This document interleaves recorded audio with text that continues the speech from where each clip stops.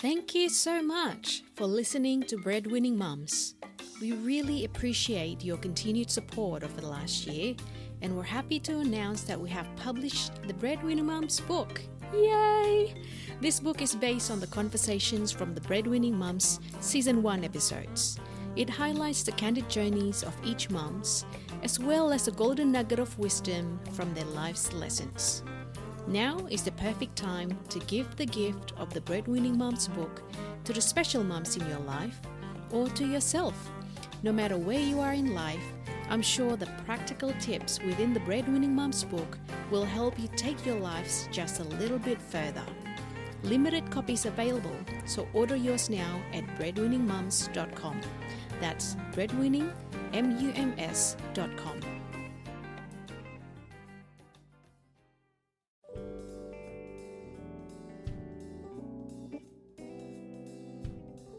Coming up next on the Breadwinning Mums. Don't ever compare yourself to anyone else. Yeah. Don't look at what someone else is doing and go, oh, I'm not quite like that, therefore it's right. Do what's right for you and be confident in that and validate your own success. Don't look to others to validate what you're doing is right or wrong. Be confident enough to say, this is my situation, this is my measure of success, this is what's right for my family, for my partner, and be very comfortable in that and just work towards that. Yep.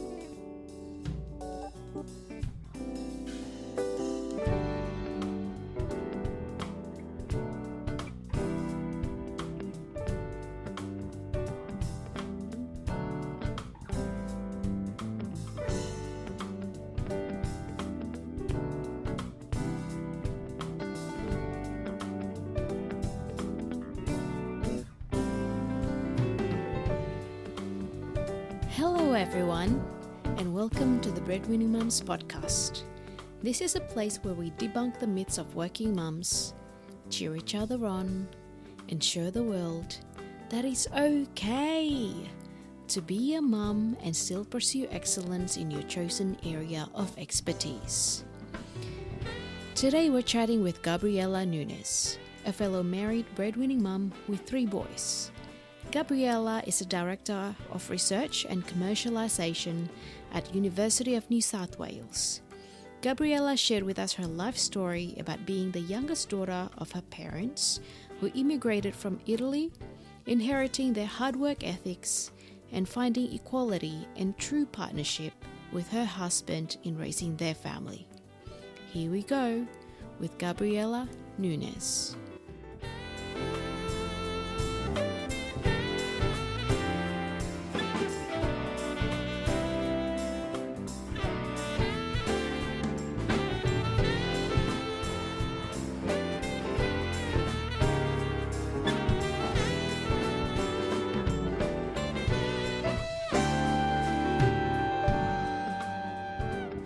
Gabriella, thank you so much for being with us. Thank you for having me. So we've met a few times during the UNSW Founders event, but this is probably the first time that we are spending time one-on-one.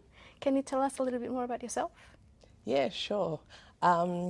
So at the moment, my current role, which I've just stepped into, is a Director for Research and Commercialisation for the Trailblazer for Recycling and Clean Energy program, or TRACE for short. So that's a program that's run by UNSW, University of Newcastle. It's funding from Department of Education, a whole heap of industry partners. So $280 million program over 4 years, and it's all about commercialising technologies in the recycling and clean energy sectors, so getting them out of the university into the market a lot faster. Yep.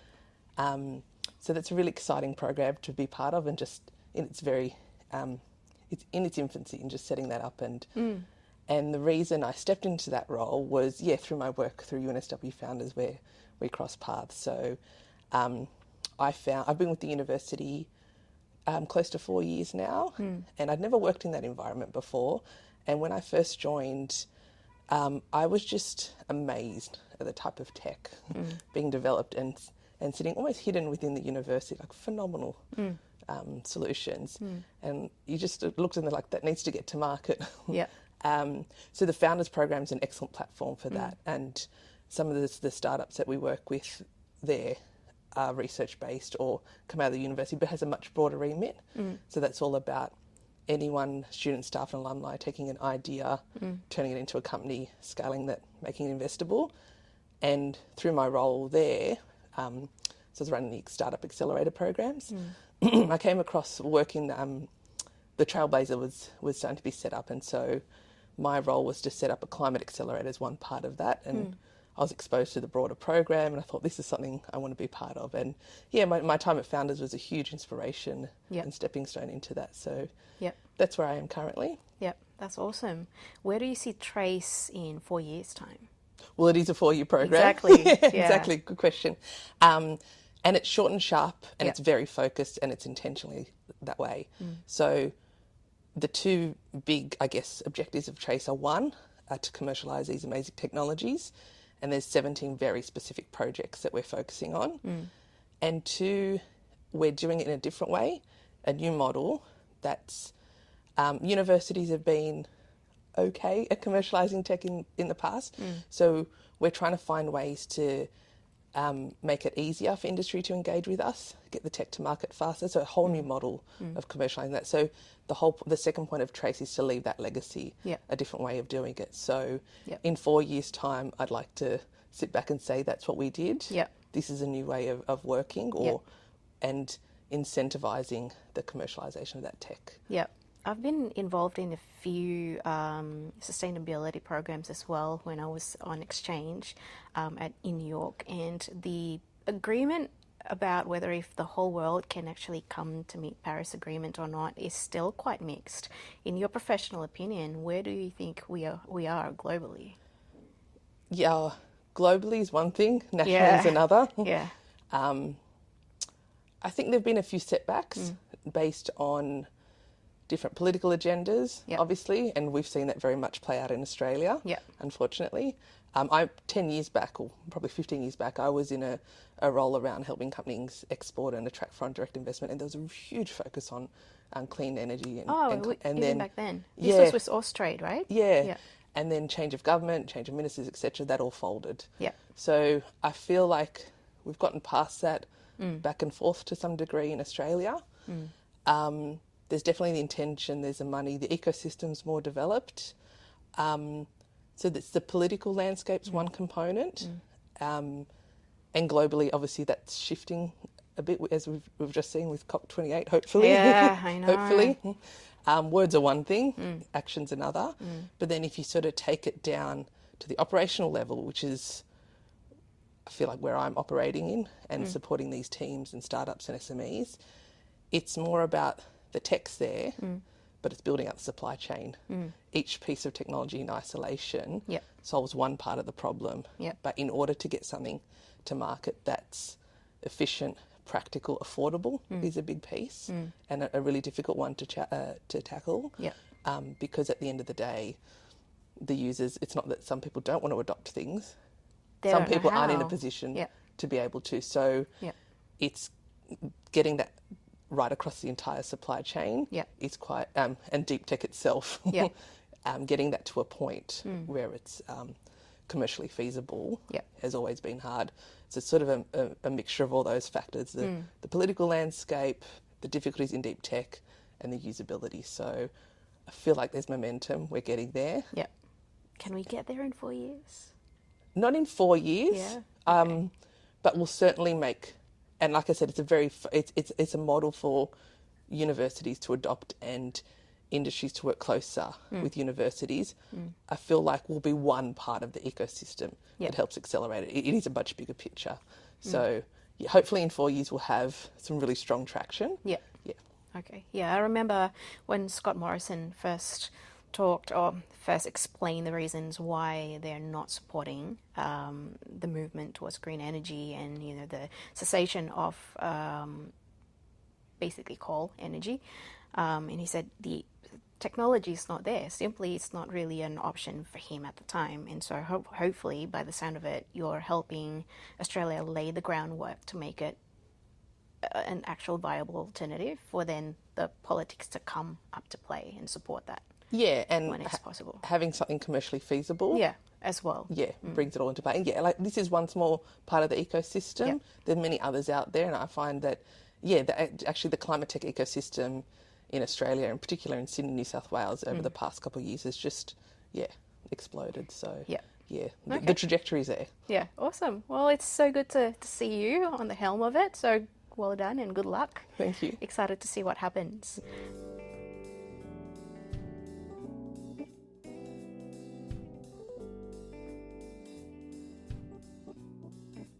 When I first invited you into the Breadwinning Mums podcast, we had a little bit of discussion because there seems to be a stigma about breadwinning mums out there and making it work and being everything for everyone.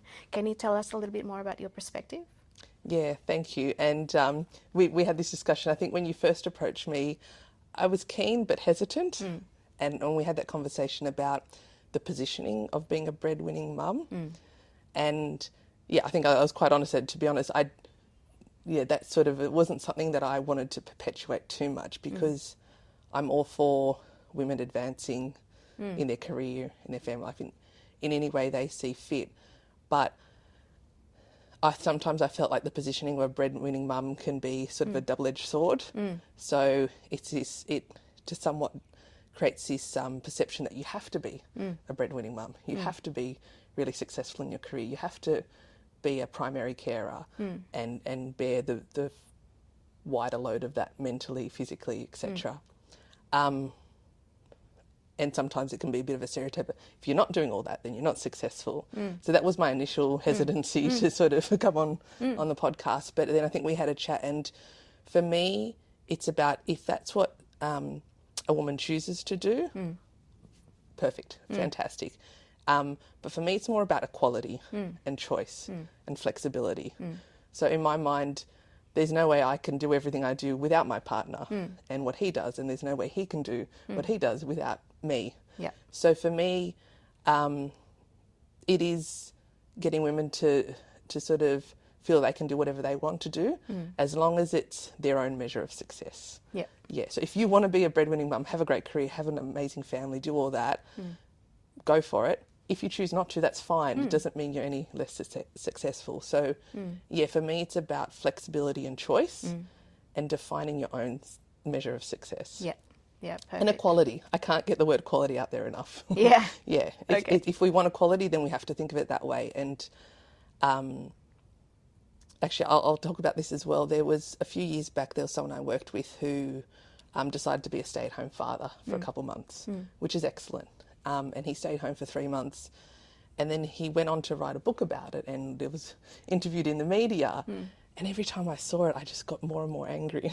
And I was like, women take decades out of their career. Yeah. You've taken 3 months to stay at home, and you felt it was worthy of writing a book. Yeah. And he was being applauded in the media. And the intention behind it was great. It's encouraging more fathers or partners, whoever it is, to step into that role, which my husband has done it took to our third child. And it wasn't until he stepped into that and he said, oh my goodness, I'm starting to understand, like a couple months doing it is, unless you've done it for a couple years in a row or decades, it's really hard to understand the mental, the physical stress, etc. So it's definitely the right thing to work towards, but I think putting someone up in lights just for, like, it should be equal. Do you know what I mean? I think that's what we should work towards, not just a little stint here or there type thing. Yep, perfect.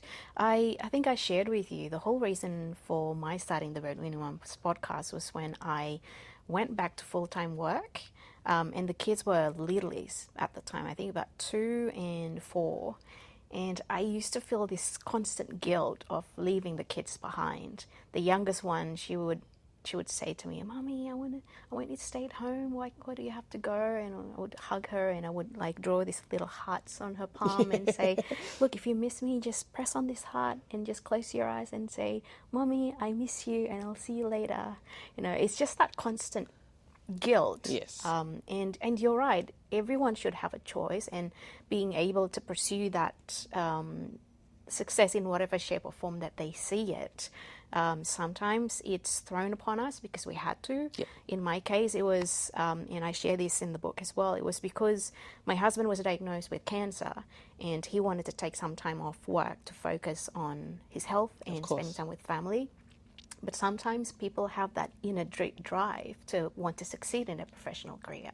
And being able to have that support, that equity, that equality, and being able to find our place in the world, I guess, and how we can contribute is the whole purpose of this podcast. Yeah, exactly. Being able to learn from others and how they are able to make it work. Because it is, you're right, it's a huge thing. It's a huge sacrifice for our health, for our physical health, our mental health, and financially as well. Yeah.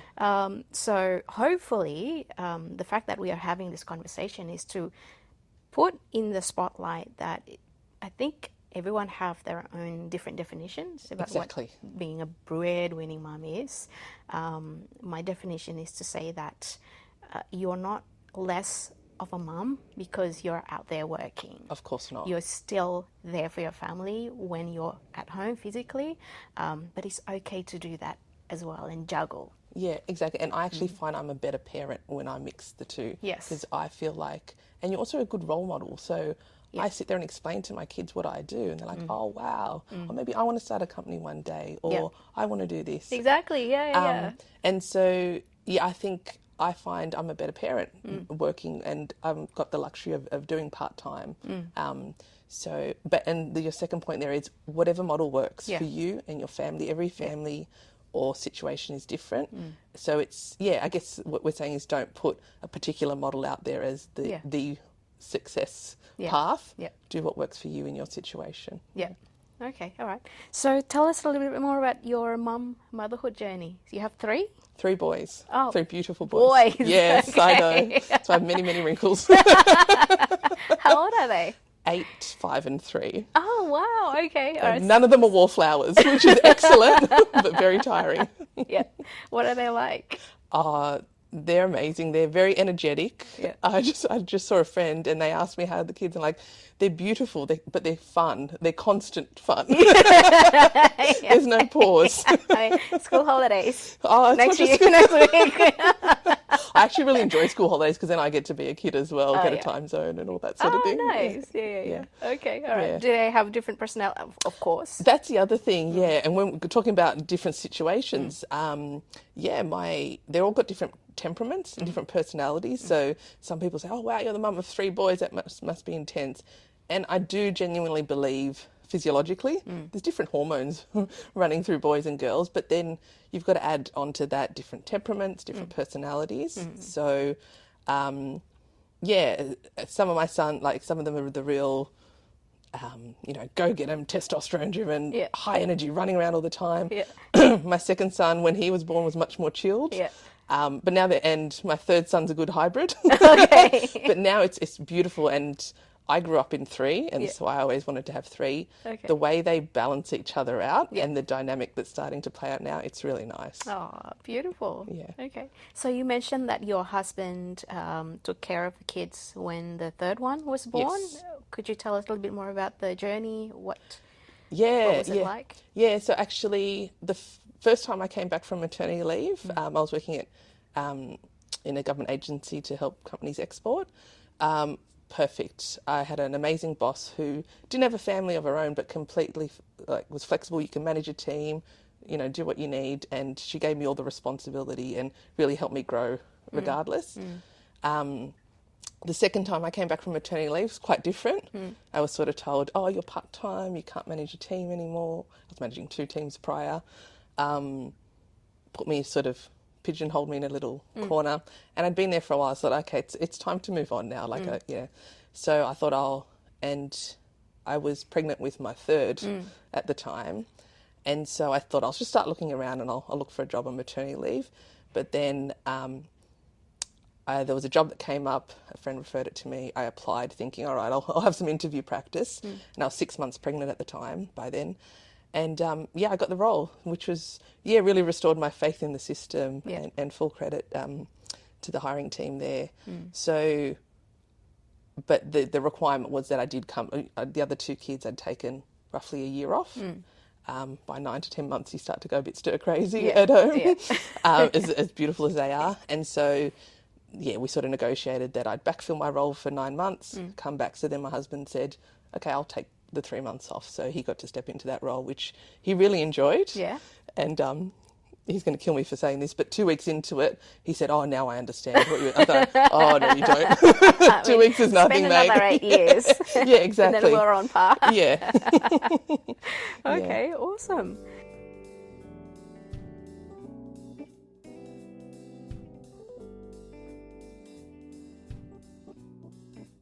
Can you tell us what was the young Gabriella like? She was fun. Yeah, no, I'm kidding. I guess I've always been, and this is probably due into me through my father and my parents, really hard working. There was always a role modelled. Like, my parents were migrants, came here, worked really hard to give us everything we had. So I think growing up with that, I'm always quite conscious to keep that in, not take things for granted. Like, we're extremely privileged, the life we have here. But I know that was all through, not just them, but my grandparents, like generations of hard work. So, where did they come from, your parents? My parents are from Italy. Oh, wow, okay. Yeah, Right. it's a good solid Italian background. Yeah. What were their journey like? How old were they when they moved? Yeah, that's a really good point. My mother came when she was 12 years old. Okay. So she's one of 6 children. And so her family sort of moved out of real necessity, post-war migrants, very, very little left after the war. So they came across more out of necessity. So my grandfather and the 2 eldest daughters came first to find work, buy a house, build up some money. Then my grandmother, my mother and the youngest 3 came afterwards, like a couple of years later. And then a few years after that, my grandfather passed away unexpectedly. Oh. So my grandmother found herself as a single mother of 6 in a new country. Yep. So when I talk about hard work, and I actually remember every time when I was on maternity leave and I thought, this is so hard, this and that, I'm like, this is nothing compared to what your mum went through. Yeah. So that really gave me a lot of perspective in terms of what we have, and it's a good reminder. Whereas on the flip side, my father came out when he was 22 years old. So his family probably were a bit more comfortable. And so he came more out of, he was 22, his brother had migrated, he wanted to come over. He worked extremely hard as well. And then, after 10 years, he decided to go back, got back and thought, I can't live here anymore. So came back to Australia, met my mother. Oh, okay. Etc. Yeah. So they were quite mature by then. Yeah. So my mother back then, I'm the one of 3. So she was 39 when she had me, and that was really old back then. Where are you in your siblings? First. I'm the youngest. Yeah. Okay. Yeah. So and then I probably had children at similar ages to her, but she did it like a generation ago. So yeah. Wow. Okay. Yeah. Sorry, we've gone really far off track here. No, it's always good to go through. Sometimes it's nice to revisit your life story. Yeah. Okay, so your grandma was single mom for a good part of her motherhood. Yeah. What do you think you've learned from both your grandma and your mom as well, in terms of how to be a mother, how to find your place in the world? Yeah, that's a really good question. My grandma, I think because she had to be, was quite stern and hardworking, like no-nonsense type of woman, which is, that really strong ethic. And my mum is one of the most amazing human beings. She's just calm, collected, gets on with things, always is considerate of others, always putting others before herself. But which sometimes, I sort of say to her, you do need to think about yourself. Yeah. It's good to be selfish. Yeah, but she's just got this beautiful balance and calming nature. So whenever the kids we had to live with her for a few months while we renovated. And it was just amazing, like that influence on the children. So I definitely take that from, I hope I take that from my mother. Whereas my father had a really strong, character and personality Yeah. and really driven. And so I feel like I get a little bit of that from him, which is amazing. Yeah. So yeah, the combination of the two, like they're very different people, but very complementary. Yeah. So Yeah. I actually touched on this a few months ago. I think parenthood gives you the chance to sort of fix what went wrong in your family of origin. there's a lot of that online. Yeah. Right. Do you think, have you ever experienced a moment where you thought, and you made a conscious decision to say, this is what I'm going to do right this time around? It's a really good question. I think the role modelling and the drive, it was always there, but it wasn't necessarily articulated. It's just very subconscious. So I think what I do with my kids now is I explain what we're doing a bit more. Yeah. Like, we're doing this so you can understand. Yeah. Yeah. Rather than just do this because I told you so. Yeah, exactly. Or you tried this, it didn't work out, you had a horrible experience. But the other day I was explaining this to my son, and I saw somewhere online, like, and teach kids about complex emotions. Like I said, but this is building your resilience. So what's resilience? Yeah. And I explained it to him. Yeah. So I think we're fortunate enough, there's a lot more information out there, sometimes too much, sometimes way too much. Yes. But yeah, I think I sort of, rather than just let it be unspoken, explain a lot more to my children of what we're doing, why we're doing it, why you can't have that, why you can now, type of thing. Yeah. Yeah. Awesome. Okay. And so what's life like for you right now? Like everybody, it's very busy, but yeah, I really enjoy it. So yeah, as I said, stepping into a new role, it's sort of building the team, building the program from scratch, which is really exciting. My children are a little bit older now, so a little bit easier. Yeah. Still, the youngest one is 3. 3. So still needs you. Yeah, exactly. So yeah, I'm really fortunate. I get one day a week where I spend with them. I sort of make up the time over the rest of the week. Yeah. Yes, it's busy, but I don't think I'd have it any other way. Yeah. Yeah. Awesome. Yeah. Is there any certain ritual or routine that you do to make it work or easier? If I'm being very practical, when I'm driving to and from work, it's like the me time. Yeah. Like some really good music, a really strong coffee. Yeah. And that's where I sort of process everything. Like, there's no one asking for anything. I don't have to respond to anything. So I actually get to think, both home and work life, and think about things, come up with the solution or come up with the idea. So, that and the music and changes the chemistry in your brain. And I don't know, that's my survival at the moment. But also making sure there's planned breaks. To spend some quality time at home, like school holidays or going away. I didn't have a lot of that this year, and I really noticed the difference. So, yeah. What's the difference, do you think? Is everyone just a little bit more tense? Yeah, and you don't have the clarity of mind. Yeah. Things that are simple seem a lot more difficult or stressful. Yeah. Yeah. Oh, that's good to know. Yeah. It's very logical, but then... Yeah. Sometimes you forget. You forget to implement. Yeah. Okay. How was the transition between 1 to 2 kids and then 2 to 3? Apparently 2 to 3 is the hardest, but then... No. Once you're in the trenches, bathing 2 or 3, what's the difference? Add another 3. Why not? I actually think the transition from 0 to 1 is the hardest. You have no idea what you're walking into. Yeah. I chose to remain blissfully ignorant. Someone asked me, do you want to know? And I said no. Yeah. And then a woman I work with was having her first child, and I said this, and this was after I'd had the 3 out. I said, "What do you want to know the truth, or do you want to just go?" And she goes, "No, tell me the truth." Yeah. So I sat her down. Yeah. I did a PowerPoint presentation. This is the stuff I wish people told me. I said, and even what I tell you now, there's no way you can fully comprehend it. Yeah. So I think that's a real shock. Yeah. 1 to 2. So my first child had a really strong.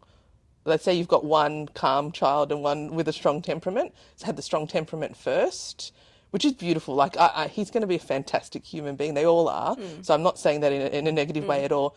And so I was really bracing myself the second time round. But then he was one of those dream babies. Like, just slept. Yeah. And I'm like, amazing. So 1 to 2 wasn't as difficult. Yeah.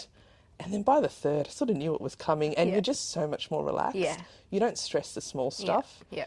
You know when there's the 20 pieces of advice coming at you, which one actually matters and what suits your situation. Yeah.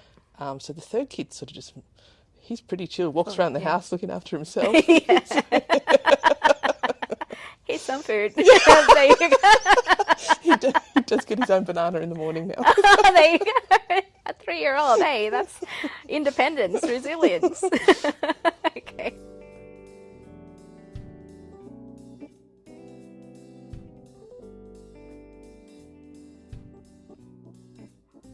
It's so funny you mentioned that. One of my best friends just had her first one, and I was visiting her a few weeks before she gave birth, and I was like, "So do you know what to expect? Because I want to prepare her, but I don't want to shock her too much." And she's like, "Oh well, I think we do know. I think we're ready for the next challenge. Always up for a challenge." And I'm like, it's not an interview. You're getting the baby either way. I just wanted to help, but I don't want to scare you too much, so I didn't end up saying much. I just thought, well, if you have any questions, just let me know. I always check in around 6 or 7 months. Yeah. Because the first bit, you've kind of, I was told this, the first 6 weeks, you've got the hormones to cope with it, or thereabouts 3 months. Yeah. It's after you've been at it and the sleep deprivation has built up. Yeah. 6, 7 months. Yeah. That's when I check in with new mums. Okay. And That's say, good too. and sometimes all you need to say is, this is normal. Like, you can't solve it for them. Yeah. It will get better. I remember a few mums saying it to me, saying, don't worry, it'll get better. But the thing is, it gets better very slowly, very small increments. And another really good piece of advice I got was that, well, I came to the conclusion that it's just as amazingly beautiful and difficult all meshed in together all at the same time. It's never one or the other. Yeah. So you just have to stop and enjoy those beautiful moments in between. Yeah. Like, they'll push you to the edge and then a minute later do the most amazingly beautiful thing. So just stop and focus on that. I mean, guilt, joy, proud, whatever else, right? How was the first time it happened when you first had your firstborn? How did it change you as a person? I remember saying to a friend, it was a very humbling experience.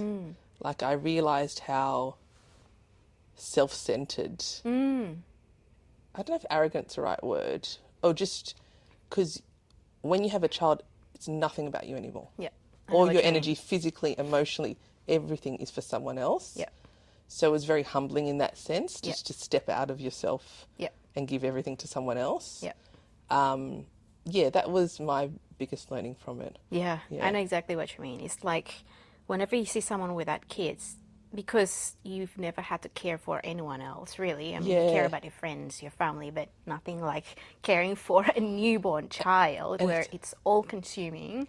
And it's a whole nother level. Like, you've never cared about anything so much in your life. Like, you or anything, you don't matter anymore as long as they're happy and protected and safe. Yeah. And it probably transcends your emotional thoughts as well. Like, it's really weird. I remember when my firstborn must have been about 3 months or 4 months or thereabouts.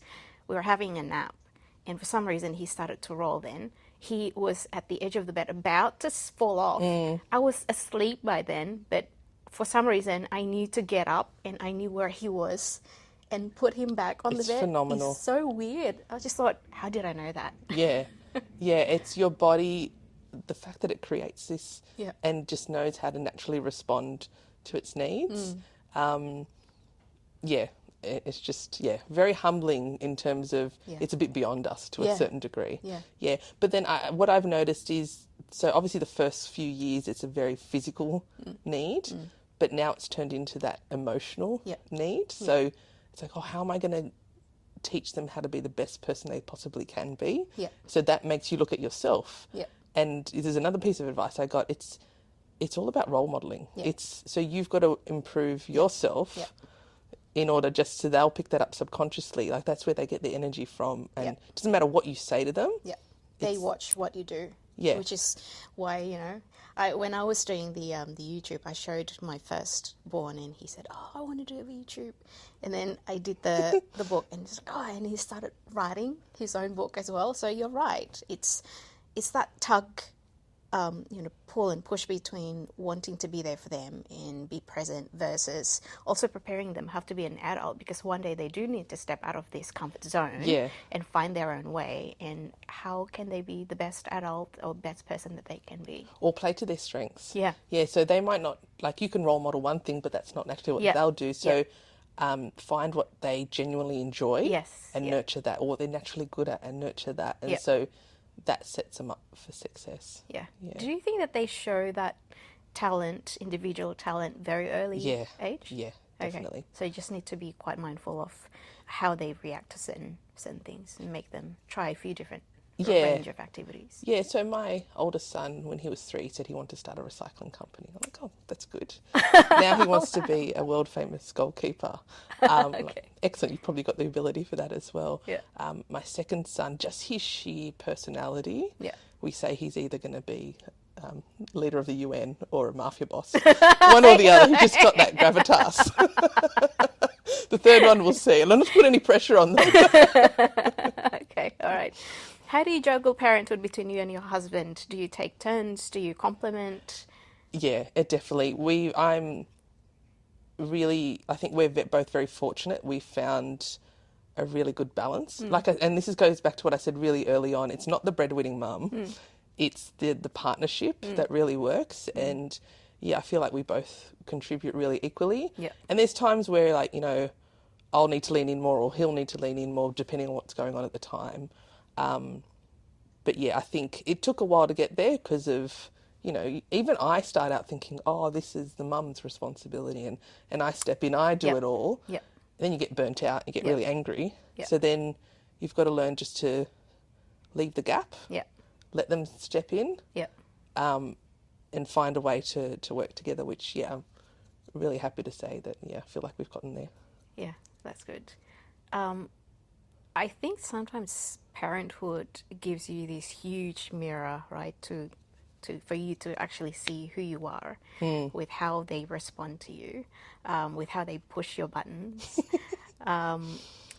With the biggest button that you think you have, do you think it's a good idea to work through it yourself, or relate to your partner who hopefully have a better strategy or just personality to deal with that specific issue? Yeah, I think, this goes to, the theory of what you should, how you should respond, how you should speak to kids, but sometimes at the end of the day, something happens and you're triggered, and it, that's a hard one to crack. It's really hard. So what I've started is, like, if you sort of know that you're in that state, just step away and calm down, because I don't like the thing say you're never going to be angry, you're never going to scream, you're never going to do this. Well, we're human. We're humans. That's a natural emotion, but it's what you do with that. So step away, calm down, like respond, not react, that whole thing. Really hard to do in the moment, but I think, again, because the kids have these really strong emotions that come out, and you can't say to them, oh, you can't be angry or you can't do, like, that's their natural emotion. So I think stepping and knowing when the other person's at that point and then trying to step in and vice versa is okay, all right. It's a really hard one to crack. And yet another piece of advice, it's like, if you feel like you have to get it right 100% of the time, like, you'll never will, take that stress off you as well, and that naturally calms things down. And someone said, if you're doing the right thing as a parent 60% of the time, you're winning. I was having another conversation with a mum called Penny Lacasso, and she said, as a parent, no matter what you do, you'll always, I can't remember the word that she said, either hurt your child or you'll make a mistake. Oh, yeah. Either way. Yeah. It's just finding out which mistake and how to prepare it afterwards. Or talk to them about it. Say, I did that and really, like, that wasn't right. It's because this and that, but, it's okay and I've learnt from it, type thing. Yeah. And then they'll learn, hopefully, how to be better as well. Or see that, their parents make mistakes as well, and that's fine. Yeah. Okay, awesome. One question that I ask all mums is, what's your alpha mum song? So when things are going crazy at work, your kids are, screaming at you and you don't feel well yourself, what one song do you play in the back of your mental mind to make it through the week or through the day? Oh, I've got a whole Spotify playlist. Okay. And it varies, but at the moment it's Players by Coy Leroy. Oh, okay. And actually my second son really likes that as well. Okay. And then, anything out of the Barbie movie, I've got to say. Okay. I was skeptical at first, but yeah, some of those tracks are pretty banging. Yeah. All right. Awesome. And so for all mums who are listening to us right now, if you could just give them one tip on how they could maybe nurture equality in their relationship, but also bring out the best in themselves and how they present themselves to their kids, to the world at large, and at the same time look after themselves as well. What one tip would you share? I would say don't ever compare yourself to anyone else. Yeah. Don't look at what someone else is doing and go, oh, I'm not quite like that, therefore it's right. Do what's right for you and be confident in that and validate your own success. Don't look to others to validate what you're doing is right or wrong. Be confident enough to say, this is my situation, this is my measure of success, this is what's right for my family, for my partner, and be very comfortable in that and just work towards that. Yep. Awesome. All right. Well, Gabriella, thank you so much for being here. Thank you so much. Thanks for having me, you too.